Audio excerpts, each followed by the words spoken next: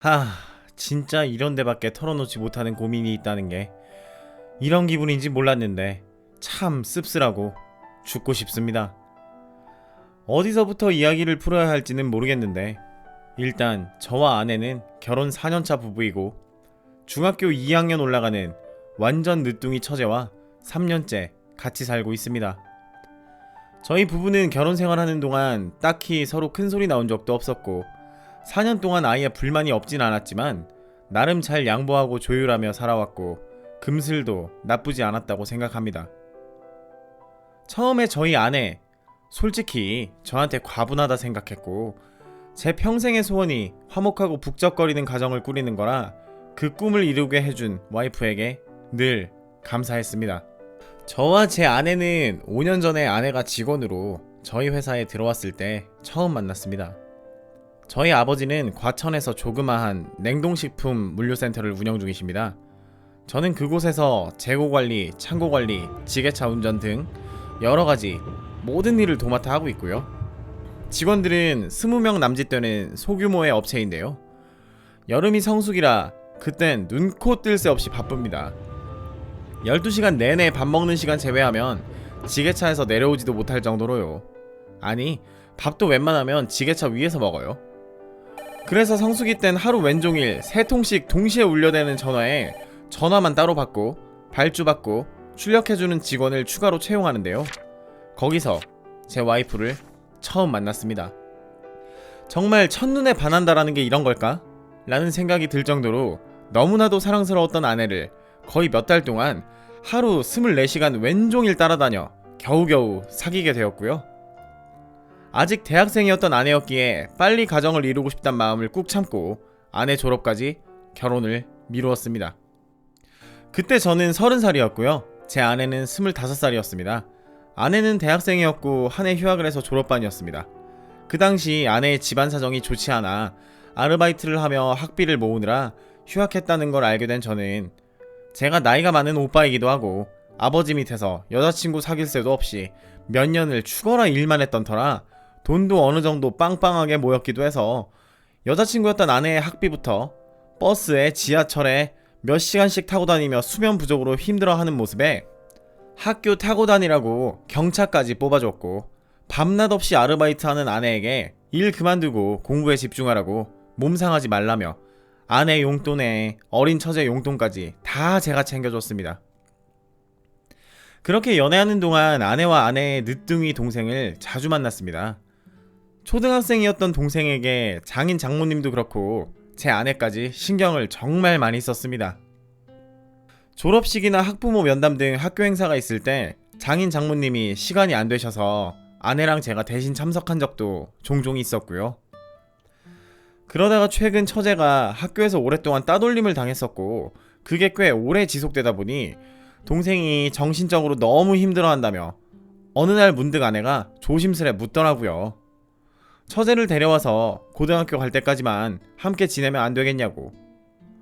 앞서 말했듯 저는 집은 북적스러운 게 좋다라고 생각했던 사람이라 처가가 시골이기도 하고 장인 장모님이 연세도 있으시니 교육적으로 아무래도 시골보다는 도시인 저희 집이 인프라가 훨씬 더 좋을 것이라 생각해서 흔쾌히 동의했습니다. 처제는 아직 중학생이지만 야무지고 어른스러워서 아내가 이번에 임신했을 때에도 그 고사리 같은 손으로 가사일과 집안일을 많이 거들어주기도 했고 같이 살다 보니 싹싹한 처제에게 정이 많이 들어서 제가 농담삼아 조선시대였으면 벌써 너만한 딸이 있을 거다 하며 큰딸 삼아 지냈습니다. 그러다 얼마 전 아내가 드디어 출산을 하였습니다. 생각보다 임신이란 게 쉽지가 않더라고요. 몇 번을 유산하고 서로 힘들어하며 거의 포기하고 살던 중 축복처럼 아이가 생겼습니다. 이미 2번이나 유산을 했던 터라 앞으로 자연적으로는 임신되기 어려울 수 있다 라는 의사의 소견을 들은 후 기적적으로 생긴 아이였죠. 그렇게 하늘에서 내려온 천사마냥 삶의 모든 것에 항상 감사의 마음을 가지고 고된 하루하루도 조리원 유리창 밖에서 우리 축복이를 보며 그날의 피로도 싹 잊어버리고 아이를 보면서 매일같이 기뻐하던 것도 잠시. 며칠 전 제게 정말 믿기 힘든 일이 일어났습니다. 출산하고 피검사며 이것저것 검사하고 서류 작성하던 와중에 저희 아이의 혈액형이 A형으로 나왔습니다. 이것이 무엇을 의미하냐면 저와 아내는 모두 B형으로, 제가 공부를 잘했던 편은 아니지만 아무리 중학교 시절 생물 시간에 배웠던 내용을 되짚어보고 인터넷에 찾아보고 지식인의 조언을 구해봐도 절대로 A형이 나올 수가 없다는 뜻입니다. 혹시나 조리원에서 실수했을까봐 아내가 쉬는 동안 몰래 조리원 측에 얘기도 해보고 인터넷 등에 수차례 질문도 해보고 결혼한 저희 누나에게도 물어보고 아는 의사 형님한테 물어보기도 하고 했지만 답변은 모두 저희 부부에게서 나올 수가 없는 혈액형이랍니다. 솔직히 모든 게 다 현실성이 없어서 우리 축복이 태어나자마자 가쁜 숨을 몰아쉬며 너무나도 행복해하던 우리 아내의 모습과 정말로 사랑으로 내 모든 것을 다해서 키워줄 거라고 다짐했던 저의 모습이 겹쳐지며 그 자리에 털썩 주저앉게 되었습니다. 도저히 머리가 돌아가지 않아 부모님에게 모든 사실을 털어놓았고 친자 확인을 해보라는 부모님의 말에 정말로 친자가 아니라고 나올까봐 무서워서 검사도 못하고 전전긍긍 그렇게 며칠이 지났습니다. 도저히 떨어지지 않는 입과 벌벌 떨리는 다리를 부여잡고 일주일 전 조리원에서 쉬고 있던 아내에게 손을 꼭 붙잡고 한마디 했습니다. 여보, 당신 지금 출산한 지 얼마 안 돼서 몸이 성취하는 건 알겠고 의심하는 것 같아 미안하지만 친자 확인을 한번 해보고 싶다. 당연히 내 딸임에 틀림이 없겠지만 미안한 만큼 내가 앞으로 100배, 1000배 더 잘하겠다. 약속할게. 라고요. 그 말을 건네자마자 아내는 옆에 있던 가습기를 제 얼굴에 집어 던지며 너 미친 새끼야? 우리 축복이 태어난 지 얼마나 됐다고. 그리고 축복이 가지기 전에는 그렇게 우리 아이 태어났으면 좋겠다고 빨리 보고 싶다고 그 난리를 치더니 도대체 어디서 무슨 말을 듣고 왔길래 나한테 그럴 수가 있어? 정말 모욕적이고 치욕스럽다 당신. 그렇게 계산적이고 이기적인 사람이었어? 당분간 꼴도 보기 싫으니 얼른 나가줘. 나 쉬고 싶어. 라며 장모님 앞에서 쌍욕을 하며 저를 병실에서 쫓아냈습니다. 제 아내는 그때만큼 차가운 표정을 지은 적은 없었고요. 가습기의 날카로운 부분에 맞아 제 이마에서 피가 철철 나는데도 아무렇지도 않다는 얼굴로 병실 문을 닫아버렸습니다. 그 길로 장모님은 저를 따라 나오시면서 어떻게 사위가 우리 딸한테 그럴 수가 있어? 결혼 전 그렇게 따라다니면서 아직 대학생이었던 우리 유라랑 빨리 결혼시켜달라며 결혼만 시켜주신다면 자기 목숨 바쳐서 지켜줄 거라고 하던 사위가 어떻게 이렇게 변했어? 유라 이제 막 출산했고 정서적으로 매우 불안정한 상태네. 이미 2번 계류 유산 때문에 너무나도 힘들어하던 걸 봐왔던 자네가 어떻게 그럴 수 있나? 당분간 나도 꼴 보기 싫으니 조리원엔 오지 말아주게 하고 장모님한테까지 쫓겨나 그 길로 집으로 돌아왔습니다.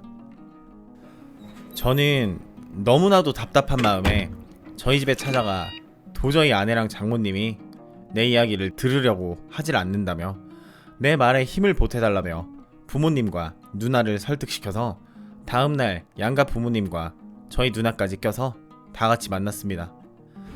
저희 아버지와 누나가 장모님 설득을 많이 하셨고 도저히 둘의 사이에서 나올 수가 없는 혈액형이 나왔으니 딸둔 장모님의 억장이 무너지는 마음을 자기가 모르지 않는다고, 출산한 지 얼마 되지도 않았는데 내키지 않는 마음 10분 이해한다. 혹시나 조리원에서 실수를 해서 다른 집 아이를 키울 수도 있는 중대한 상황이니 사돈께서 한 번만 용납해 주신다면 앞으로 저희 집안이랑 우리 아들이 더 잘하겠다며 저와 저희 아버지까지 장인 장모님 앞에서 무릎을 꿇었습니다. 그 와중에 제 아내는 울그락푸르락하며 혼자 동의하지 않는 상태였지만 저와 제 아버지까지 무릎을 꿇는 모습을 보며 장인 장모님께서 허락을 해주셨고 그렇게 제 혈액과 아내의 머리카락, 딸의 침과 머리카락 샘플을 의뢰하였습니다. 결과는 다음날 나온다고 했고요. 그날 집으로 돌아와 밤새 한숨도 자지 못하고 출근해서 일하면서도 내내 머릿속은 친자 확인 결과 때문에 어지러웠습니다. 그렇게 일하던 와중 기관에서 전화가 왔고 벌벌 떨리는 손으로 전화를 받았습니다. 결론부터 말씀드리자면 친자가 아닐 확률 99.98%가 나왔습니다. 제 아내는 친자일 확률 99.97%가 나왔고요. 그렇게 전화로 통보해주고 2-3일 내에 추가 서류를 저희 집으로 보내주겠다라는 기계적인 답변을 받고 전화를 끊었습니다. 그렇게 확인사살하듯 실제로 제 딸이 아니다 라는 답변을 들으니 오히려 이상할 정도로 덤덤해지더라고요. 아내를 믿는다고는 했지만 저도 어느 정도 마음속으로는 예상하고 있었나 봅니다. 그날 저희 가족에게도 아무렇지도 않게 알렸고요. 그 길로 아버지는 아시는 변호사분에게 상담을 하러 가셨고 어떻게 우리 아들을 기만할 수 있냐며 울그락푸르락해져서 잔뜩 화가 나신 엄마와 누나가 조리원으로 달려가는 걸 제가 말렸습니다. 일단 변호사분에게 들은 이야기로는 간통죄 폐지 후에 형사상의 처벌은 받을 수 없지만 민사소송은 가능하다. 하지만 큰 의미는 없다. 결혼 후 외도로 임신을 한 것이기 때문에 혼인 무효 처리는 안되고 이혼만 가능하다. 협의 이혼과 재판 이혼이 있는데 그쪽 가족들과 서로 이야기를 해보고 선택해야 한다. 모든 정황상 재판 이혼으로 가는 것이 더 유리하고 위자료를 받을 수 있다. 이 정도였습니다. 저는 엄마와 누나를 일단 말리고 혼자 조리원으로 찾아가 장모님과 아내에게 이야기했습니다. 장모님은 도저히 믿지 못하겠다는 표정을 지으며 우리 딸이 그럴 리가 없다고, 도대체 무슨 일이냐고, 결과가 잘못된 거 아니냐며 저를 나무라셨고, 제 아내는 뒤에서 아무 표정 없는 인형처럼 말없이 앉아 있었습니다. 아무 말 없이 그 길로 조리원에서 나와 이틀 뒤 서류를 받아 장인 장모님, 아내까지 있는 조리원에 찾아가 모두 앞에서 서류를 보여드렸더니 한동안 아무 말 없으시다가 침통해 하시더니 조용히 두 분 다 병실에서 나가셨습니다. 저는 아내에게 물어봤습니다. 누구냐고, 누군지 알고는 있냐고. 그래야 그 남자한테 양육비라도 받으며 키우지 라고 말 끝나자마자 입을 꾹 닫고 있던 제 아내가 갑자기 링겔을 뽑으며 무릎까지 꿇고 제 다리를 붙들고는 울면서 잘못했다고 빕니다. 그렇게 사랑스러웠고 제 목숨보다 더 귀하게 여겼던 제 아내인데 그냥 감정 없는 로봇이 울면서 비는 느낌처럼 마치 사람같이 느껴지지가 않았습니다. 여하튼 아내에게 네가 앞으로 살 길은 친아빠를 찾아서 걔랑 결혼을 하던 아니면 걔한테 양육비라도 꼬박꼬박 받아서 키우라고 난 이미 마음을 정리했다고 이야기했더니 울고불고 빌면서 조리원 떠나가라 난리였습니다. 그 소리를 듣자마자 장인 장모님 어쩔 줄 몰라 하시는 표정을 지으며 들어오시더니 두 분 다 무릎을 꿇으시며 미안하다. 애를 오냐오냐 키웠더니 실수한 것 같다. 많이 화가 나고 억울하겠지만 이번 한 번만 이해해줬으면 좋겠다. 아이는 입양을 보내던 우리가 키우던 앞으로 영원히 사위 눈에 띄지 않게 하겠다. 딸이랑도 못 만나게 할 거고 다시 한 번만 용서해주고 너그러운 마음으로 잘 지내보면 안 되겠냐고 고개를 들지 못하고 푹 숙인 상태로 저에게 비셨습니다. 그렇게 일단은 저도 너무나도 심신이 피곤해진 상태여서 집으로 돌아왔습니다. 그리고 그 후에 아내와 2-3일 정도 전화랑 카톡으로 대화를 많이 나누었고 제 솔직한 심정도 많이 이야기했습니다. 그리고 오늘 마침내 아내에게 어떻게 된 일인지에 대해 자백을 받게 되었습니다. 사건인즉슨 오랜만에 만난 대학 친구들하고 일 끝나고 처음으로 클럽이란 곳을 저 몰래 갔었는데 클럽 문 열자마자 일찍 들어가서 춤만 추다가 저녁에 집에 오려고 했답니다. 그런데 거기서 친구의 아는 사람들을 만나 친구들하고 호프집에 가서 한 잔 더 했는데 자기가 너무 취해서 기억을 잃었는데 눈을 떠보니 모텔에 처음 보는 남자랑 벌거벗고 누워 있었답니다. 자기 말로는 잠자리를 한 기억도 없고 너무 취해서 그냥 서로 잠들었나 보다 하며 바로 옷 챙겨 입고 집으로 도망치듯 나왔다네요. 그때가 확실하냐고 하니까 저랑 결혼 후에 남자를 만난 건 그때가 처음이자 마지막이라고 했습니다. 임신 날짜도 그때가 맞는 것 같다고. 여튼 그 이야기를 하면서 다시 한 번 더 말하기를, 그 애기는 자기 부모님께서 키워주신다고 오빠 눈에 절대로 안 보이게 할 테니 다시 한번 시작하자. 미안하다. 한 번만 용서해달라 해서 마음이 약해진 저는 그렇게 한 번 더 믿어보기로 했습니다. 그렇게 아이를 낳은 지 얼마 안 된 성취하는 몸으로 몇 달 동안 아내는 툴툴거리고 퉁명스럽게 차갑게 대하는 저의 태도에도 묵묵히 제게 헌신하며 지냈고, 그때 처제는 아무것도 모르는 상황이었지만 이상한 집안 분위기를 직감했는지 그 어린 것이 더욱 저의 심기를 건드리지 않으려 노력하는 모습이 보여 저도 모르게 마음이 풀려갔습니다. 그런데 어떤 마음으로 제가 용서했는지, 어떤 심정으로 아내를 품었는지 정말 아는지 모르는지 제게 말도 안 되는 또 다른 시련이 찾아왔습니다. 늘 너는 내 큰딸이랑 같다며 정말 제 친딸처럼 챙겨줬던 처제가 알고 보니 아내가 중학생 때 낳은 딸이었던 거죠. 장인 장모님 호적에 올려서 자매로 살아왔던 거고, 이번 축복이 일이 있고 아내를 품기로 하고 나서도 감쪽같이 모두에게 속아왔습니다. 얼마나 저를 다들 바보 호구 취급하면서 기만했던 건지 축복이 일을 알았을 때보다 그때가 더 미칠 것 같고 힘들었습니다. 그 사실을 어떻게 알게 됐냐면, 이번 설에 처가에 가게 됐는데, 사실 처가에 가면 축복이가 있을까봐 가슴이 답답하고 조마조마했던 차에 장인 장모님이 그런 저를 생각해서 축복이는 어디론가에 잠시 맡긴 상태였습니다. 저희는 아내의 출산 이후로 정관 수술에 대해 계속 고민 중에 있었습니다.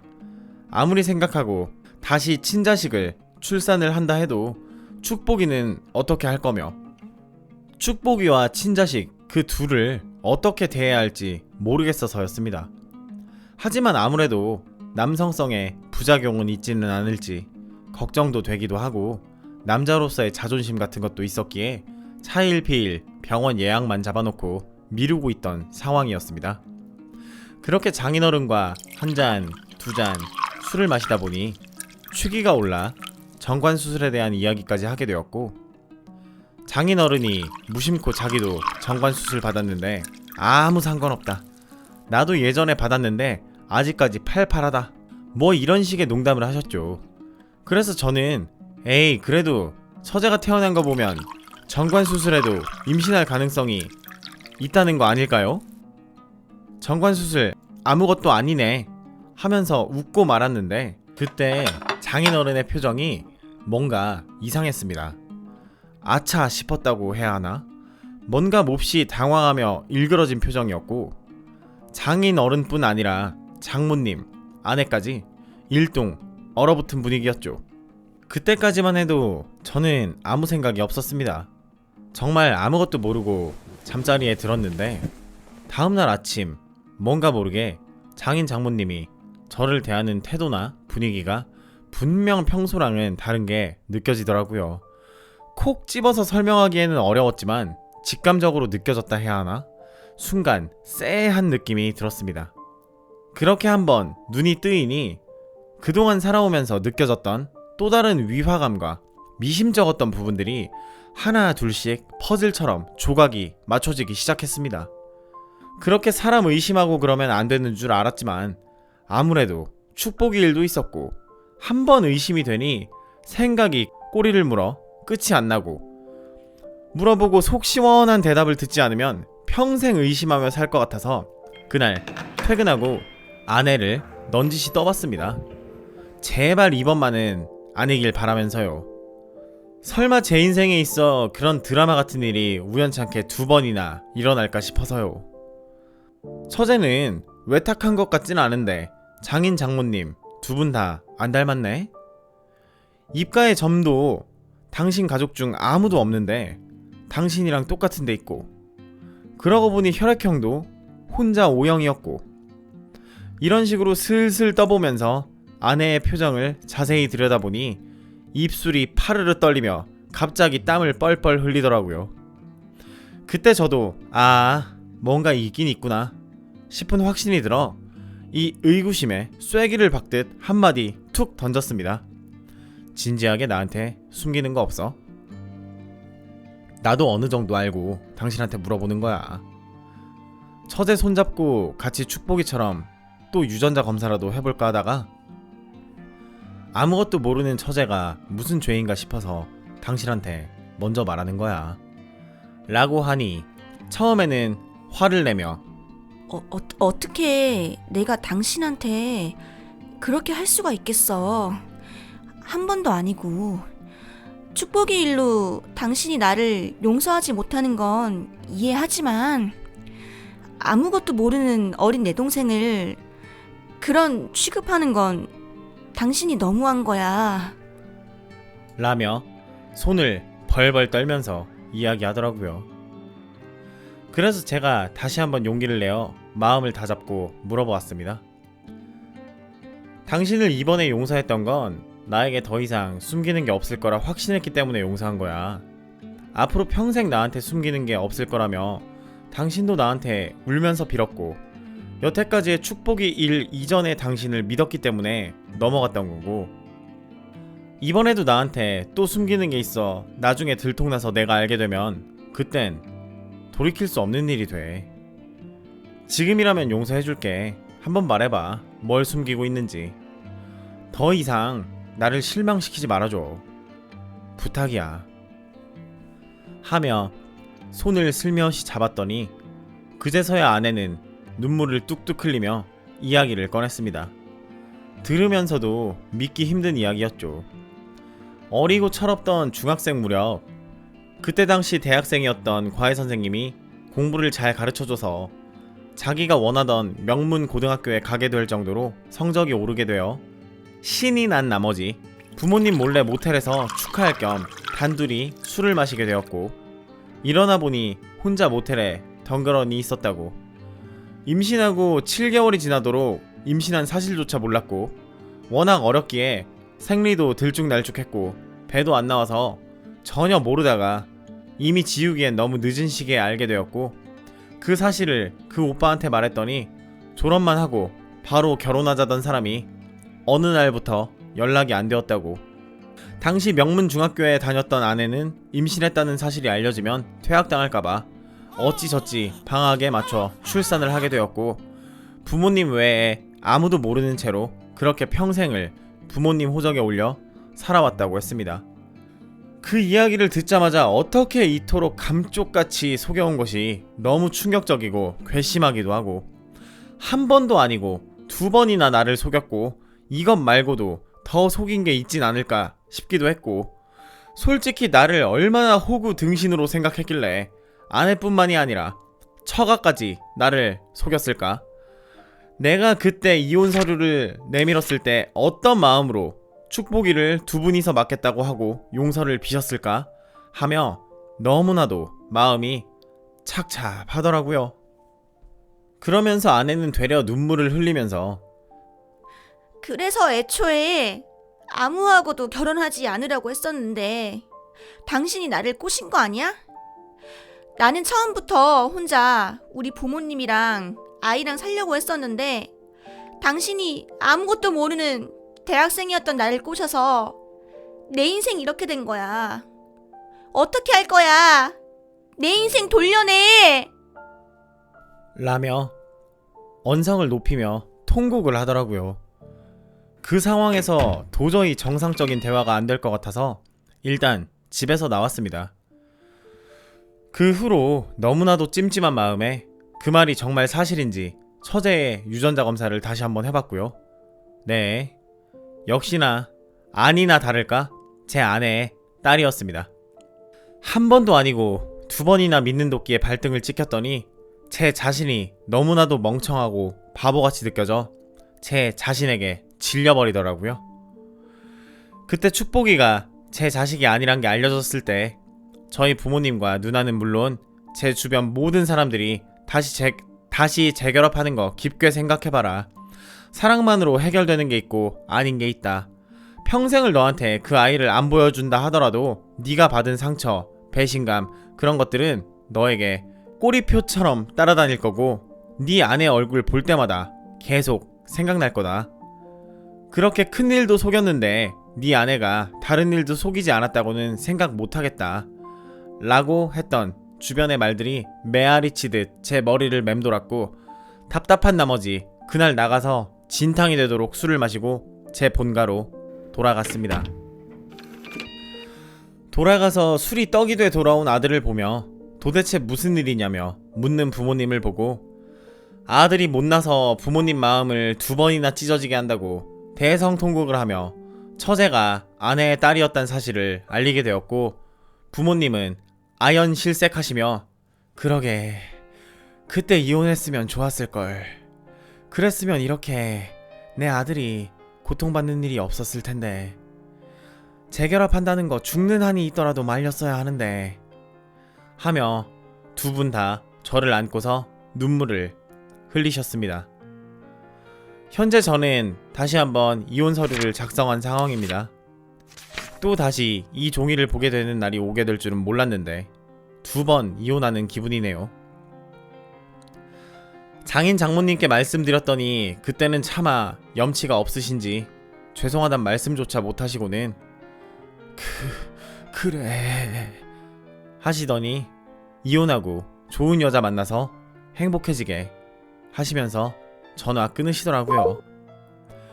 그 후로 아내에게는 전화에 카톡에 수없이 연락이 왔지만 앞으로 부탁이니 연락하지 말자며 전화기를 꺼놓은 상태입니다. 그간 열심히 살았던 저에게 도대체 왜 이런 일이 생긴 건지 저는 지금 마음이 텅 비어서 말 그대로 아무 생각이 없는 상태가 돼버렸습니다. 차라리 아내에 대한 분노라도 생기면 좋겠는데 이젠 아무 감정도 없고 태어나서 처음 겪어보는 기분이 듭니다. 사연이 너무 길었죠? 술 취해서 주저리 쓰다 보니 내용이 앞뒤가 안 맞네요. 사실 지금도 이혼을 해야 할지 말아야 할지 잘 모르겠습니다. 그냥 다 남의 이야기 같고 그렇네요. 앞으로 어떻게 살아야 할지도 막막하고요. 그래도 시간이 지나면 어떻게든 마음의 상처는 아물겠죠? 아주 나중에 시간 나고 괜찮아지게 되면 또 들르겠습니다. 긴 사연 들어주셔서 감사합니다. 늘 행복하세요.